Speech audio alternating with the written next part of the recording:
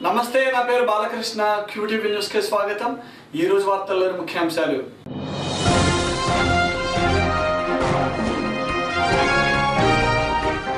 బౌద్ధులకు అత్యంత పవిత్ర స్థలమైన అమరావతిలో దేవాలయం మ్యూజియం నిర్మించడానికి స్థలాన్ని కేటాయించండి ప్రభుత్వాన్ని కోరిన బౌద్ధ లామాలు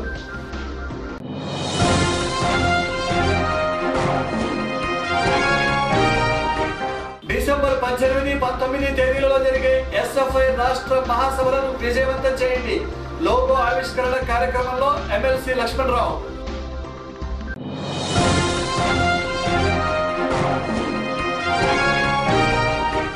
నూతన రాష్ట్రంలో 100 ఎకరాల విస్తీర్ణంలో దళిత యూనివర్సిటీ నిర్మించాలి ఐద్వా ఆధ్వర్యంలో కలెక్టరేట్ వద్ద ఆందోళన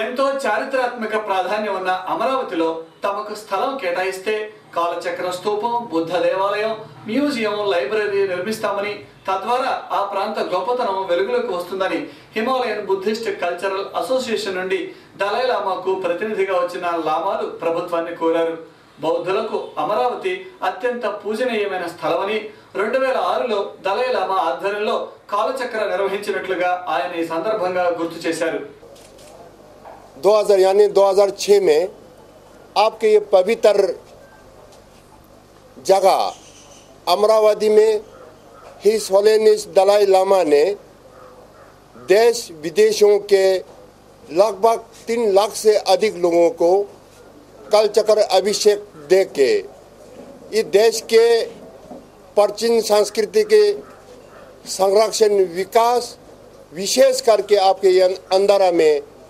जो बौद्ध धर्म दुनिया में यहाँ से फैला उसका उजाला किया उसके मेमोरियल के लिए आज हम यहाँ जो तथागत भगवान बुद्ध ने आज से लगभग 2600 साल पहले सबसे पहले महायान के बौद्ध धर्म की टीचिंग अमरावती में दिया खासकर जो कलचक्र हम लोग कहता है बहुत इम्पोर्टेंट तंत्रिक एक अभिषेक है वो सबसे पहले आपके गुंतुर में दिया इसलिए दुनिया ये पुकारते हैं कि अमरावती कलचक्र का सबसे पहले वनरेबल नहीं है हमारे देश के लिए हमारे विश्व की शांति के लिए विशेष करके यहाँ ये कलचक्र का मेमोरियल सितोबा टेम्पल बनेगा तो यहाँ टूरिज्म को बढ़ावा मिलेगा टूरिज्म दुनिया के टूरिज्म को यहाँ आके शांति का मेडिटेशन करेगा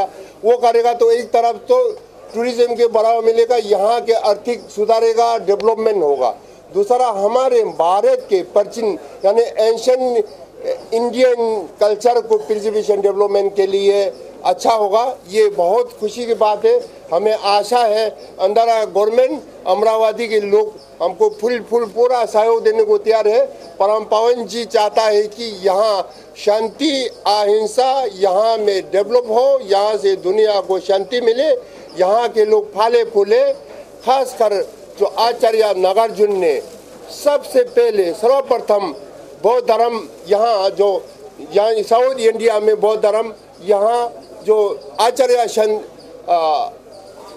नागार्जुन जी ने फैलाया यहाँ ही नहीं दुनिया में महायान का परंपरा फैला उसी को हम लोग यानी वो करने के लिए यहाँ फैलाने के लिए स्टेब्लिश करने के लिए तैयार है इसलिए एमएलए साहब है मंत्री साहब है आपके अंदर गवर्नमेंट है आपके अमरावती कुंतूर के लोग भी साथ देने को लिए तैयार है इसलिए मैं आभारी हूँ 44 సంవత్సరాల క్రితం విద్యార్థుల హక్కుల కోసం ఆవిర్భవించిన ఎస్ఎఫ్ఐ నేటికి వారి భవిత కోసం నిరంతరం పాటుపడుతున్నదని ఎమ్మెల్సీ లక్ష్మణరావు అన్నారు డిసెంబర్ 18, 19, 20వ తేదీలలో ఎస్ఎఫ్ఐ రాష్ట్ర మహాసభలు నగరంలో జరగనున్నాయని ఆయన తెలిపారు స్థానిక బ్రాడీపేటలోని యూటీఎఫ్ హాలులో జరిగిన కార్యక్రమంలో రాష్ట్ర సభలకు సంబంధించిన లోగోను Nagarjuna university vice chancellor VNR Rao ఆవిష్కరించారు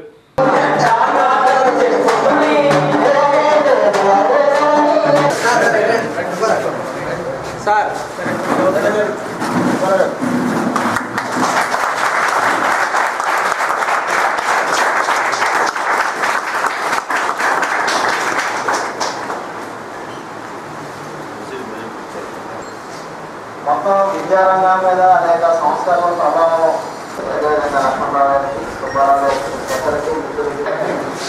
రాష్ట్ర మహాసభలు డిసెంబర్ 18, 19, 20 తేదీల్లో గుంటూరు నగరంలో జరగబోతా ఉన్నాయి. 44 ఏళ్ల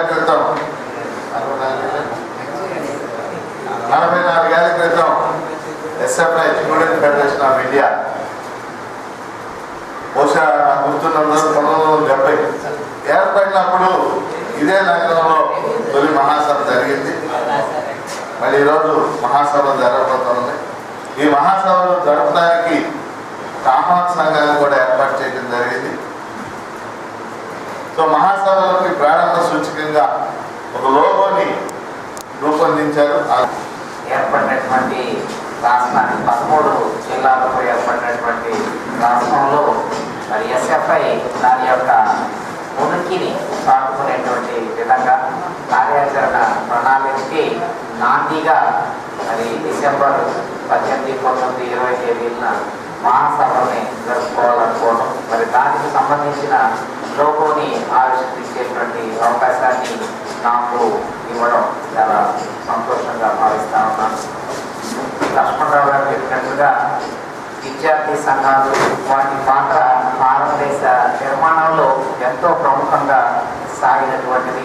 ముఖ్యంగా స్వాతంత్ర్య పోరాటానికి సంబంధించి స్వాతంత్ర్యం వచ్చిన తరువాత కూడా మరి విద్యార్థి సంఘాలు చాలా చురుకైనటువంటి పాత్రని పోషించినటువంటి మనందరికీ తెలిసింది. నూతన రాజధానిలో 100 ఎకరాల స్థలాన్ని మంజూరు చేసి అక్కడ దళిత యూనివర్సిటీ నిర్మించాలని, రాజ్యాంగ నిర్మాత అంబేద్కర్ విగ్రహాన్ని ఏర్పాటు చేయాలని ఐడియల్ దళిత ఎంప్లాయీస్ అసోసియేషన్ కార్యకర్తలు కలెక్టరేట్ ఎదుట ఆందోళన చేపట్టారు. స్వాతంత్రం వచ్చి ఎన్ని సంవత్సరాలైనా సమాజంలో దళితులు అడుగడుగున అవమానాలు ఎదుర్కొంటున్నారని, వారిలో అక్షరాస్యత పెరిగితేనే అభివృద్ధి సాధ్యపడుతుందని వారు తెలిపారు.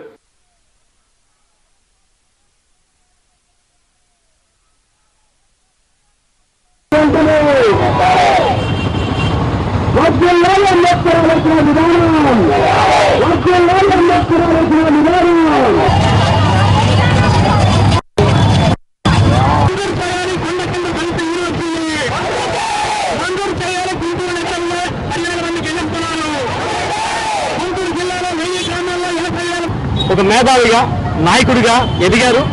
భారతరత్న అవార్డు గ్రహీత, భారత రాజ్యాంగ నిర్మాత, కొన్ని కోట్ల మంది ప్రజలకి మరి అనేక హక్కులు ప్రసాదించిన వ్యక్తి, విముక్తి ప్రసాదించిన వ్యక్తి. అటువంటి మహానీయుడికి భారతదేశంలో అడుగడుగున అవమానం జరుగుతుంది. వీటన్నిటిని పురస్కరించుకుని ఈ మధ్యకాలంలో కూడా అంబేద్కర్ గారికి చెప్పులు దండలు వేయటం, అంబేద్కర్ గారి విగ్రహాలు కూల్చడం ఇవన్నీ జరుగుతుంది. అంబేద్కర్ గారి విగ్రహం ఈ దేశంలో ఏదో ఒక కొండ మీద, గుంటూరు నుంచి దాసరపాలెం కానీ, యనమదల కానీ, బోయపాలెం దగ్గర కానీ కొండ మీద అంబేద్కర్ గారి విగ్రహాన్ని పెట్టి ఆ కొండ క్రింద దళిత యూనివర్సిటీ పెట్టిన రోజునే నిజమైన మరి గుర్తింపు అంబేద్కర్ గారికి ఇచ్చినటువంటిది, ఆయన గౌరవించినట్టుంటుందని చెప్పేసి మేము తెలియజేస్తూ ప్రభుత్వాన్ని డిమాండ్ చేస్తూ ఈ రోజున కలెక్టరేట్ ని ముట్టడి చేస్తున్నాం. అలాగనే మరి గిరిజనులకి విశ్వవిద్యాలయం ఉన్నారు చంద్రబాబు గారు, మరి దాన్ని మేము ఆహ్వానిస్తున్నాం. అట్లాగనే దళితులకు కూడా విశ్వవిద్యాలయం ఇవ్వాలా. మరి బీసీలకి, ఓసీలకి ఉప ముఖ్యమంత్రి పదవులు ఇచ్చారు. మరి అట్టగా ఉన్నటువంటి ఎస్సీలకి, ఎస్టీలకి ఉప ముఖ్యమంత్రి పదవి ఇవ్వటం ఏమిటో చాలా విచారించదగిన విషయం. మరి ఉప ముఖ్యమంత్రి పదవి కూడా ఎస్సీ, ఎస్టీలకి ఇవ్వాలని చెప్పేసి ఈ రోజున మేము ఈ ముట్టడి కార్యక్రమంలో డిమాండ్ చేస్తున్నాం. దళిత ఉద్యోగులకు అన్యాయం జరుగుతుంది, దళితులకి ఇళ్ల స్థలాలు లేకుండా పోయినాయి. మరి ఈ క్రమంలో వీటన్నిటిని డిమాండ్లు పరిష్కరించాలని చెప్పేసి కోరుతూ ఈ రోజు మేము కలెక్టరేట్ ని ముట్టడిస్తున్నాం. మార్చి నెలలో జరగబోయే ఇంటర్మీడియట్ పరీక్షకు విద్యార్థులు వచ్చే నెల 3వ తారీఖు లోపు పరీక్ష ఫీజును చెల్లించాలని ఇంటర్ బోర్డు అధికారి రూఫస్ కుమార్ తెలిపారు. అపరాధ రుసుముతో 15వ తారీఖు వరకు చెల్లించే వెసులుబాటు ఉన్నదని ఆయన తెలిపారు. హుదూదు తుఫాను సంభవించిన నేపథ్యంలో ఆ ప్రాంత విద్యార్థుల కోసం ఫీజు గడువును పొడిగించినట్లుగా రూఫస్ కుమార్ తెలిపారు.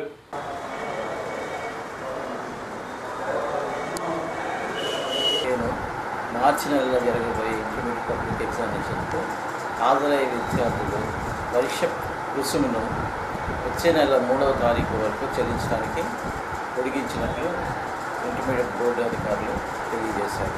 దానికి తదనుగుణంగా విద్యార్థులందరూ 3వ తారీఖులోగా తమ పరీక్ష ఫీజుని చెల్లించవలసి ఉంటుంది. అపరాధ రుసుముతో 15వ తారీఖు వరకు ఈ గడువును పొడిగించడమైనది. అందువల్ల విద్యార్థులు ఈ విషయాన్ని గమనించి సకాలంలో ఫీజులు చెల్లించి పరీక్ష హాజరయ్యేందుకు అనువుగా మరి చర్యలు తీసుకోవాల్సిందిగా కోరుతున్నాను. సరే, ఇక్కడి నుంచి మళ్ళీ పెంచే అవకాశం ఏమైనా ఉందా? ఈ గడువులు పెంచే అవకాశం లేదు. 3వ తారీఖుతో గడువు ముగుస్తుంది. 15వ తారీఖు వరకు అపరాధ రుసుముతో చెల్లింపుకు అవకాశం ఉంది కాబట్టి ఈలోపు ఈ అవకాశాన్ని వినియోగించుకోవాల్సిందిగా కోరుతున్నాను. ఎట్టి పరిస్థితుల్లోనూ ఈ గడువును పొడిగించాలని తెలియజేస్తుంది. అంటే పొడిగించడానికి గల కారణాలు ఏమైనా ఉన్నాయి? పొడిగించడానికి ఈ కారణాలు హుదూద్ తుఫాను కారణంగా విశాఖ, విజయనగరం, శ్రీకాకుళం జిల్లాలో విద్యార్థులు నష్టపోయిన కారణంగా ఆ పరిణామాలని దృష్టిలో పెట్టుకొని వారికి అనువుగా ఉండడానికి, వీలుగా ఉండడానికి ఈ గడువును పొడిగించడం జరిగింది. కనుక మానవతా దృక్పథంతో సెక్రటరీ గారు రామ్ నాయక్ గారు ఈ పొడిగింపును కొనసాగించినందుకు ఆయన కృతజ్ఞతలు తెలియజేస్తూ ఈ గడువు 15వ తారీఖులో ముగిస్తుంది కనుక విద్యార్థులు సకాలంలో ఫీజు చెల్లించవలసిందిగా కోరుతున్నాను. QTV న్యూస్లో ఇప్పుడు ఒక చిన్న విరామం.